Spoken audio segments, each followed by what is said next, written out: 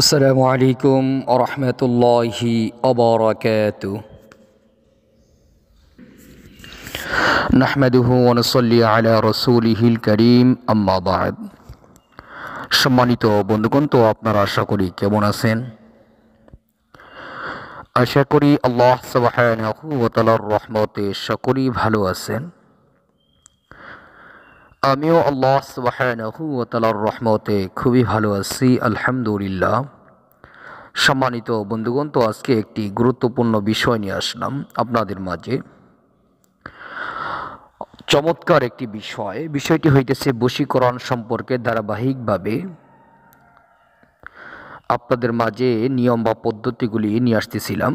সেই ধারাবাহিকভাবে আজকে 6 নম্বর পর্বের মাঝে আপনাদের মাঝে একটি চমৎকার আমল এবং তদবির নিয়ে আসলাম, যে আমল এবং তদবিরের মাধ্যমে খুব সহজেই যে কোনো ব্যক্তিকে চাইলে আপনি বশীকরণ করতে পারেন। এবং সহজ আমলের মধ্যে এবং তদবিরের মধ্যে ধারাবাহিক যে পর্বগুলো ছিল, আজকে 6 নম্বর পর্বে এই পর্বটাই শেষ করব ইনশাআল্লাহ। এই পর্বের মধ্যে প্রথমে আপনি একটা আমল করবেন। যে কোনো ব্যক্তিকে জায়েজ পন্থায় সৎ উদ্দেশ্যে যদি বশীকরণ করতে চান, তাহলে প্রথমে আপনি এই আমলটি করবেন। আমলটি হইতেছে ওযু করবেন। ওযু করে 2 রাকাত নফল নামাজ পড়তে পারেন বা নাও পারেন।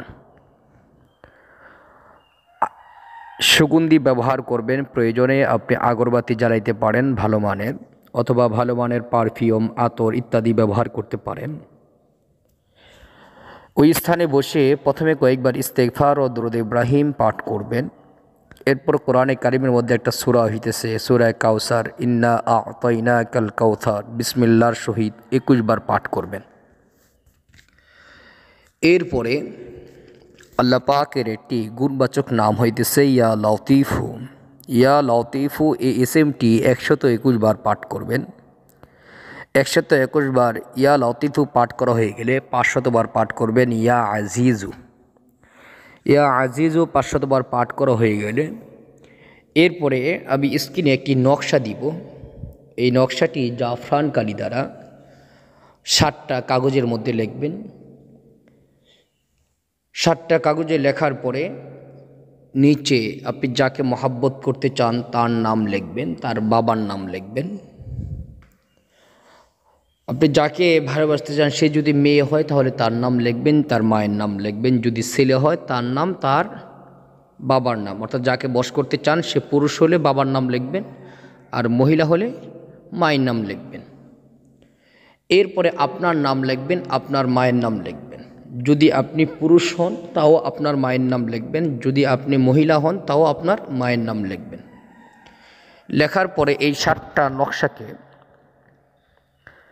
আটার গুলি বানিয়ে, একটা করে আটার গুলি বানাবেন, যে গুলি দিয়ে আমরা রুটি বানাই বা পরোটা বানাই, এরকম আটার গুলি বানিয়ে একটা করে গুলির ভিতরে একটি নকশা ঢুকিয়ে দিবেন। 7টা গুলির মধ্যে 7টা নকশা ঢুকাবেন।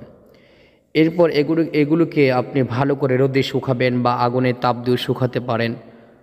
আগুনে তাপ দিলে আবার রুটি যেমন ফুলে ওঠে ওই ধরনের জন্য না হয়, এটা শুকাইতে হবে। আপনি 3-4 দিন রোদে যদি শুকান তাহলে অটোমেটিক শুকায় যাবে এবং কাজটা ভালো হবে। এরপরে আপনি জুমার দিন আসরের নামাজের পরে একটা করে ওখান থেকে গুলি নেবেন, নদীর পাড়ে যাবেন বা পুকুরে যাবেন যেখানে মাছ বসবাস করে, মাছ আছে যেই পানিতে। সব থেকে ভালো হয় নদীতে করলে, নদীর কিনারে বসে কয়েকবার ইস্তেগফার পাঠ করবেন, কয়েকবার দুরূদ শরীফ পাঠ করবেন। সূরা কাউসার 21 বার পাঠ করে একটা গুলির মধ্যে ফু দিবেন, বাস ওটাকে নদীতে নিক্ষেপ করে দিবেন।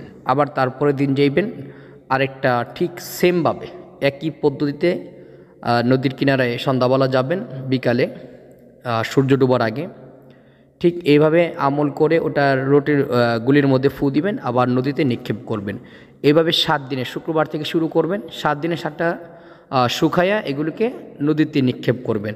আর নকশা লিখবেন একদিনই, এবং এই প্রত্যেকটা নকশা 7টা গুলির মধ্যে একদিনই প্রবেশ করাবেন এবং নিয়মিত এগুলো শুকাইতে থাকবেন।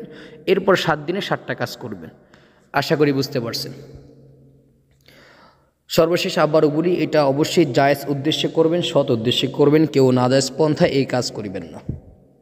আল্লাহ তাআলা আমাদের সকলকে যে কোনো সমস্যার জন্য কোরআনে আমল করার তৌফিক দান করুন, আমিন। আসসালামু আলাইকুম ওয়া রাহমাতুল্লাহি ওয়া বারাকাতুহু।